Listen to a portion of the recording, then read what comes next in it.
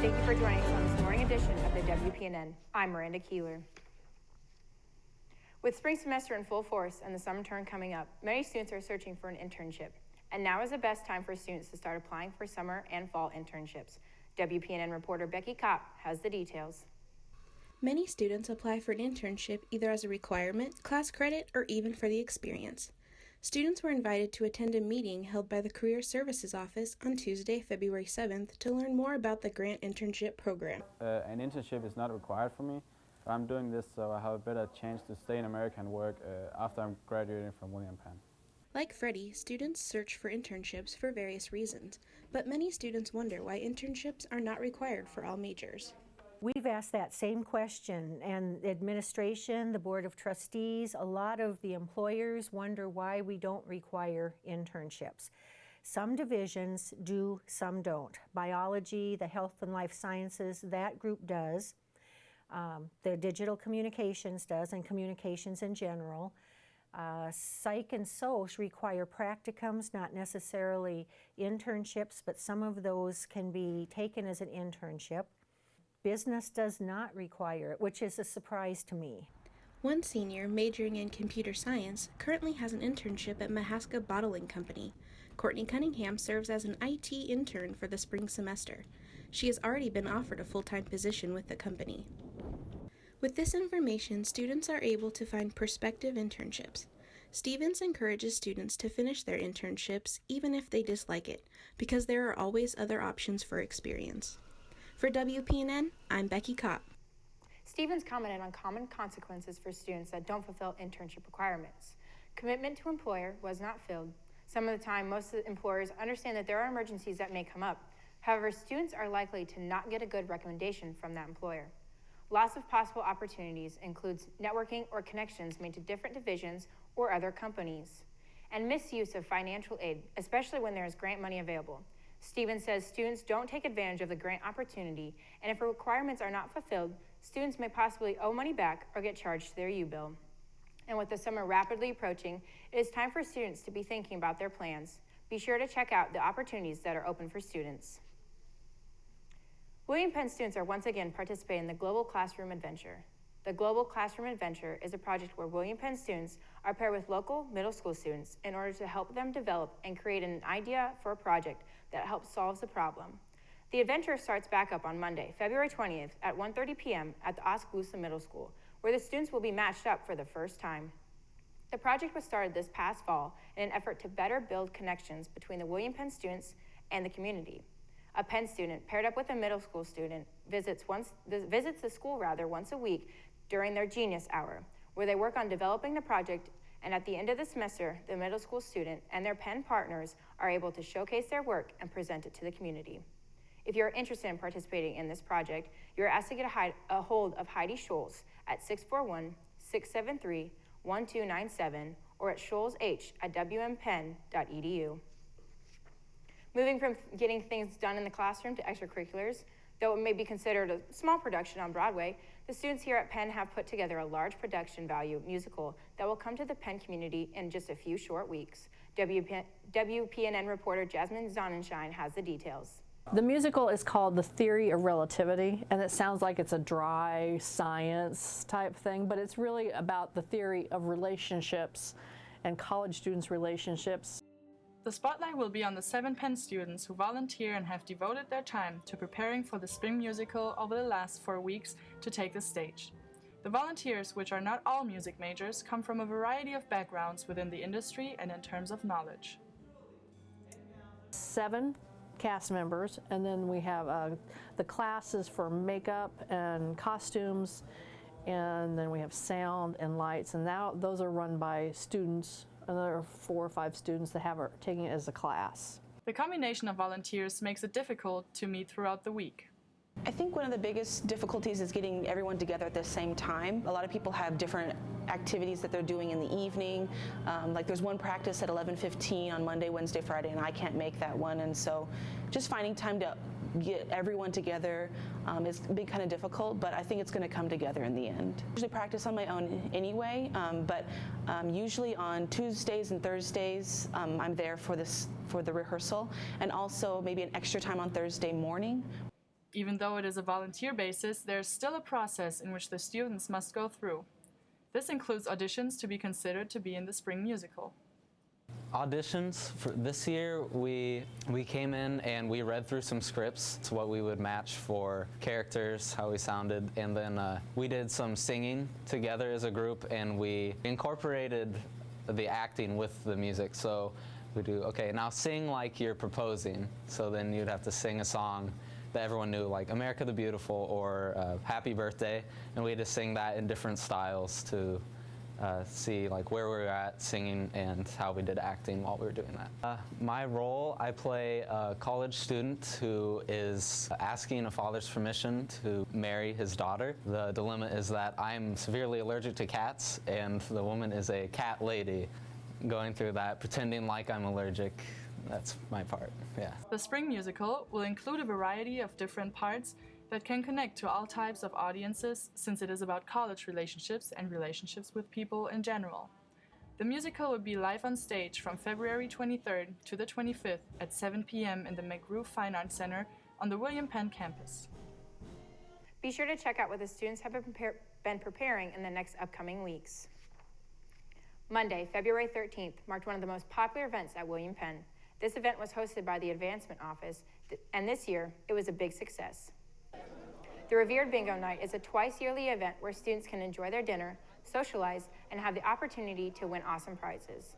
This year's prizes included gift boxes with various themes, pen swag, bags with snacks and drinks, and the grand prizes, a Love Sack beanie chair for the ultimate winner, and a bike for the runner-up.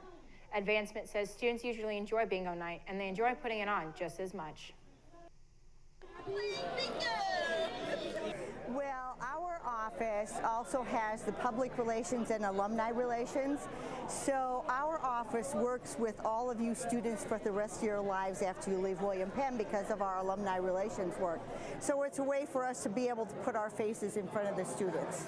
Yeah, but our whole department gets involved because we want to have that interaction with the students. Oh, goodness sakes, we probably had 100 general bingo prizes. We probably had 25 special prizes, and then we always have 2 big prizes. One for the blackout and one for the runner-up. Bingo Night was once again a huge success as it rocked the cafeteria, but until next time, students won't be shooting out bingo. Coming up next, William Penn sports and athletic news after this short break.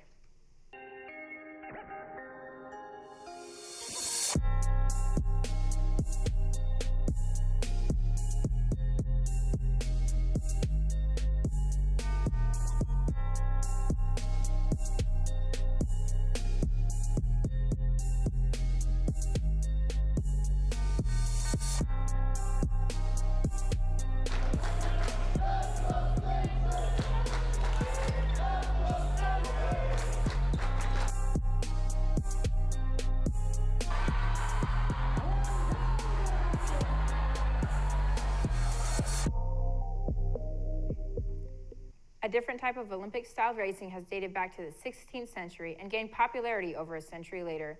Mixed a long history with the possibility for greatness at the collegiate level, the sport of race walking is a sport under the radar. With a lack of opportunities in the Division I collegiate level, smaller Division II or III and NAIA schools are embracing this unique sport. And one Penn alum is making history in this sport. This year, and then I met a coach who saw a lot more potential in me than I had seen in myself, and he helped push me on the right track to where I started doing more distance, and I just ended up being really good, and it's so good that I was able to move on to the professional level. Burnett went on after her time at Penn to compete in the 2012 Olympic trials. She wanted to continue to strive towards her best athletic ability. Training takes up a lot of her time, but she's still able to work while training to compete. Right now, I'm actually in a program with Dick's Sporting Goods. It's called the Contenders Program. It's with the U.S. Olympic Committee, so we have to go through the U.S. Olympic Committee to get hired through Dick's Sporting Goods, and we have we have super flexible hours. We're capped at 20 hours a week, but we make a little bit more money with the understanding that we're also training full time and going, trying to make an Olympic team. So I'm still part of that program, and it does help me when I'm scheduled to work. It definitely helped last year, and also, you know, bring in enough money to try to support myself. Burnett recently competed in the 2017 USATF National Championships in Santee, California. She came out victorious with the win in the 50-kilometer race with a time of 4 hours, 26 minutes, and 37 seconds. With this win, Burnett was handed a cash prize of $8,000. Burnett has been labeled as a pure athlete and will continue to strive to break an American record. Congratulations to Burnett on her most recent win. Burnett continues to work at Dick's Sporting Goods and trains to pursue her athletic dream of being an Olympic athlete. We wish her the best of luck in her training and upcoming competitions. School spirit has been a highly talked about topic over the last few weeks, and on Wednesday, February 8th, there was a lot of action, not only on the courts, but with the PennZone as the Statesmen played against Mid-American Nazarene. Alyssa Carey has the details. PennZone is the section of William Penn bleachers where fans stand together and support the home basketball teams. The PennZone isn't exactly new to the gymnasium. Student Government Association advisor Levi Tarbell says the northeast section of the stands was officially dubbed the PennZone in 2006. Regardless of the label, the tiering section was something already in existence long before the title. They wrote it on the old wooden bleachers is when it was actually a real thing. I think before it was a real thing, it was just students being crazy at that section where they sat. Throughout the years, the PennZone has become an apparent tradition for students. Penn hopes that the PennZone will continue to grow and include community members as well.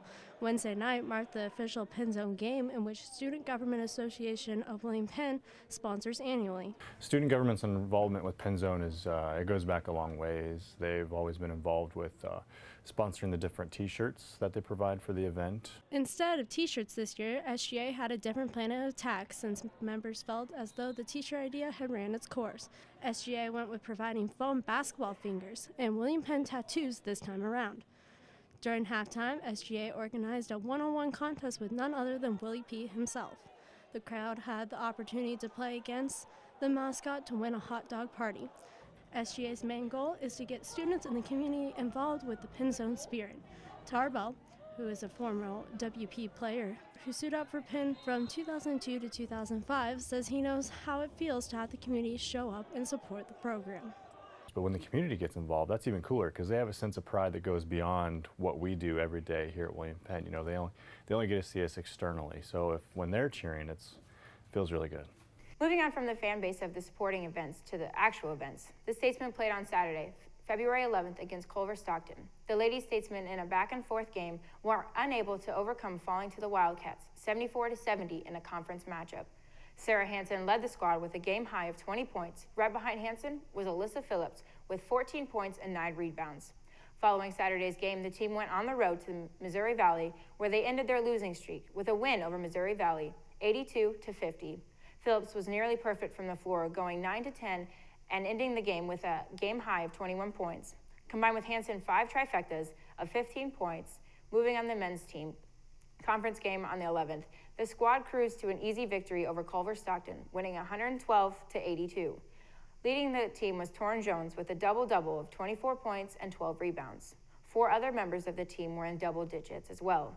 On the road, Monday night, the team went on to score over 100 points for the 7th time this season as they defeated Missouri Valley 100-82. Jarvis Haywood and Charles Knowles led the team with scoring at 21 points apiece. The next game is tonight, February 15th, beginning with the women at 5:30 p.m. and 7:30 p.m. for the men. A new group called the PennZone Club, will be sponsoring a beach-themed competition for the Statesmen. Fans cheering in the PennZone, be sure to join them tonight. This has been another edition of the WPNN. From all of us in the Digital Communication Program at William Penn University, thanks for watching.